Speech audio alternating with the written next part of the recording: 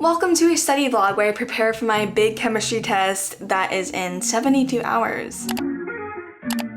I'm heading to the cafe right now because my friend Masha and I are going to be studying for chemistry together. To be honest, she's a lot better at chemistry than me, so big tip, definitely study with friends that are better at your subjects than you because Masha is definitely better at chemistry than me. I'll see you at the cafe. I used to be a lot more miserable studying and working so much until I realized I could do it with friends. Studying with Masha was so fun and so much better than studying on my own. I've always wanted to have friends that I could do productive things with, so I'm so grateful for Masha. Guys, we're making steady progress in chemistry. We have failed a few problems, but we're learning from our mistakes, and we're doing a lot better now. I don't know how many points this test is out of. 90. 90! Oh my gosh. We got this. You know, we're putting in the work. Masha, how many hours per day do you study on average? Oh my god, 3 hours? Maybe. Only if like tests are coming up. Other than that, I wouldn't study that much. And then what's your biggest study tip for high schoolers? Start studying like a few days before the test. Like 5 if you can. Guys, Masha works so hard. Every single time I see her at school, she's doing like some like chemistry problem or math problem. Like go off. Unfortunately, I can't study with friends every day, so today I went to my gym's cafe and stayed there for 3 hours to study for my chemistry test.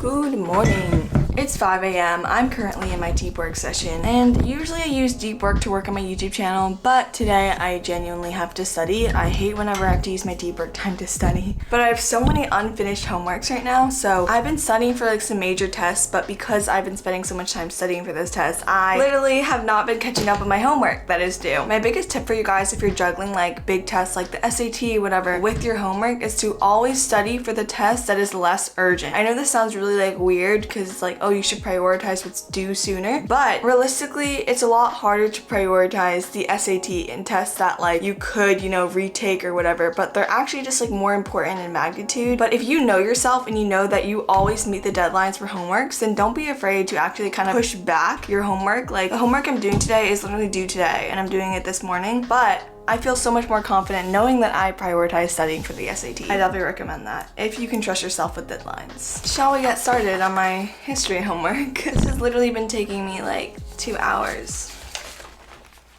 See, this is like the busy work that teachers assign you, but it's fine.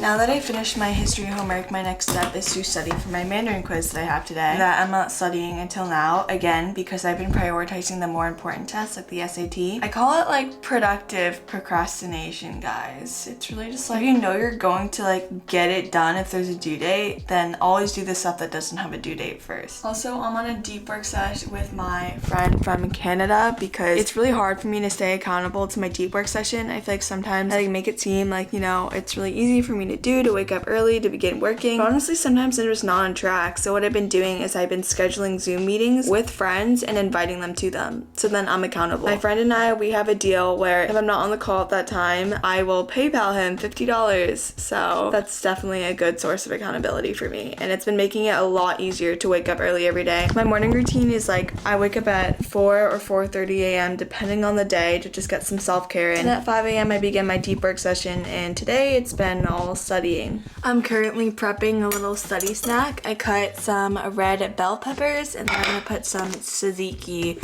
as like dressing or a little dip. I get so hungry in the morning, guys. Like I try not to eat like right when I wake up, but like I be hungry.